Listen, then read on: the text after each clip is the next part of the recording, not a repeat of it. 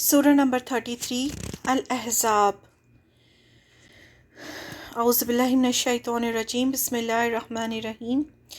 شروع اللہ کے نام سے جو بڑا مہربان نہایت رحم والا ہے۔ اے نبی، اللہ سے ڈرو اور منکروں اور منافقوں کی اطاعت نہ کرو، بے شک اللہ جاننے والا حکمت والا ہے۔ اور پیروی کرو اس چیز کی جو تمہارے رب کی طرف سے تم پر وحی کی جا رہی ہے، بے شک اللہ باخبر ہے اس سے جو تم لوگ کرتے ہو۔ اور اللہ پر بھروسہ رکھو، اور اللہ کارساز ہونے کے لیے کافی ہے۔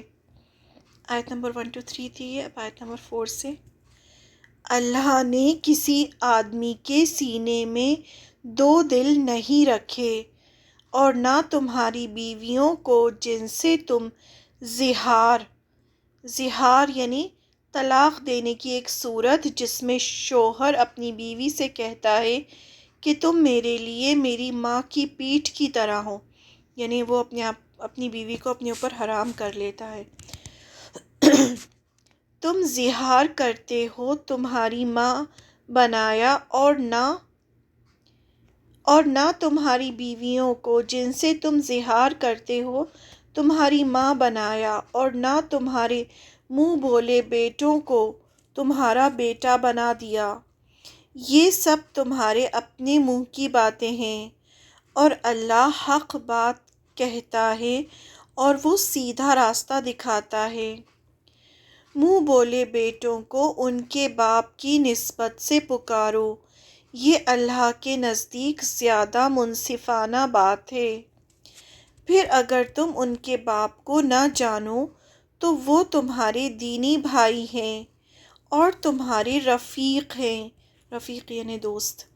اور جس چیز میں تم سے بھول چوک ہو جائے تو اس کا تم پر کوئی گناہ نہیں، مگر جو تم دل سے ارادہ کر کے کرو، اور اللہ معاف کرنے والا رحم کرنے والا ہے۔ آیت نمبر 6 سے۔ اور نبی کا حق مومنوں پر ان کی اپنی جان سے بھی زیادہ ہے، اور نبی کی بیویاں ان کی مائیں ہیں، اور رشتہ دار خدا کی کتاب میں دوسرے مومنین اور مہاجرین کی بنسبت ایک دوسرے سے زیادہ تعلق رکھتے ہیں، مگر یہ کہ تم اپنے دوستوں سے کچھ سلوک کرنا چاہو، یہ کتاب میں لکھا ہوا ہے۔ آیت نمبر 7 سے۔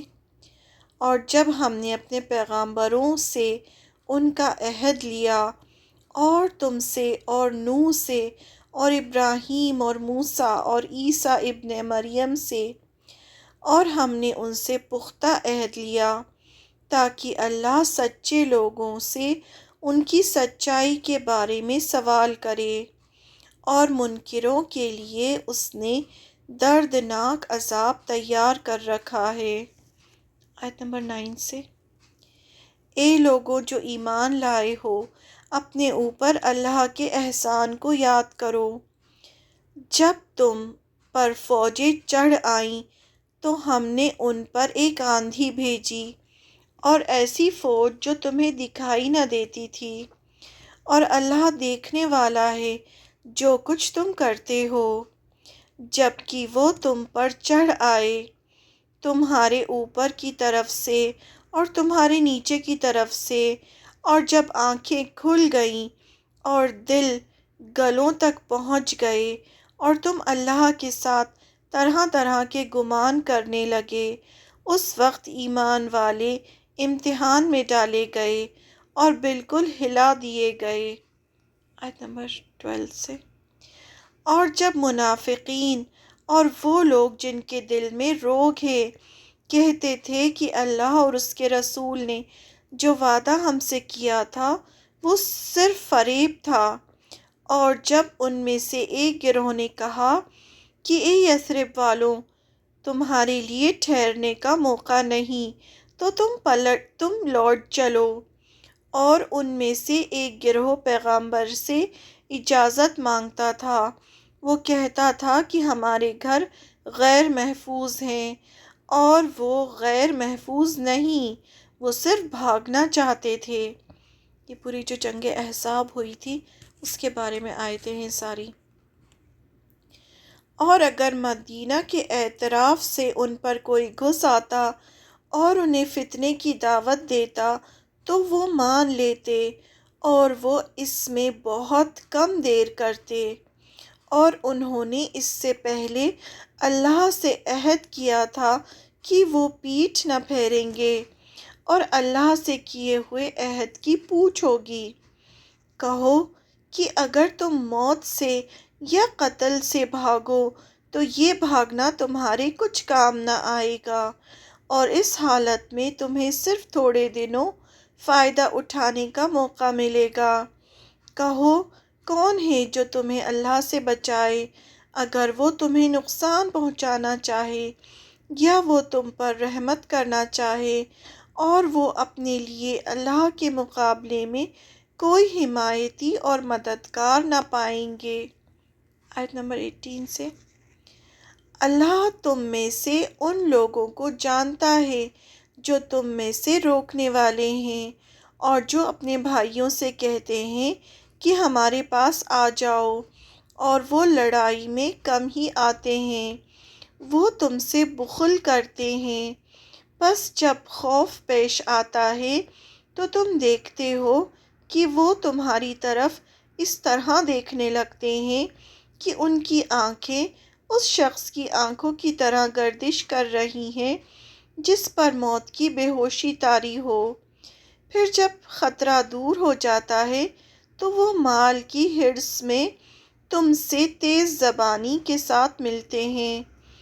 یہ لوگ یقین نہیں لائے تو اللہ نے ان کے اعمال عقارت کر دیے، اور یہ اللہ کے لیے آسان ہے۔ وہ سمجھتے ہیں کہ فوجیں ابھی گئی نہیں ہیں، اور اگر فوجیں آ جائیں تو یہ لوگ یہی پسند کریں گے کہ کاش ہم بدوؤں کے ساتھ دیہات میں ہوں، تمہاری خبر پوچھتے رہیں، اور اگر وہ تمہارے ساتھ ہوتے تو لڑائی میں کم ہی حصہ لیتے۔ یہ منافقین کے بارے میں آیتیں ہیں۔ اللہ تعالیٰ نے خبر دی آپ صلی اللہ علیہ وسلم کو کہ وہ ایسا ایسا کہیں گے، وہ ایسا ایسا کر رہے ہیں۔ تمہارے لیے اللہ کے رسول میں بہترین نمونہ ہے اس شخص کے لیے جو اللہ کا اور آخرت کے دن کا امیدوار ہو، اور کثرت سے اللہ کو یاد کرو۔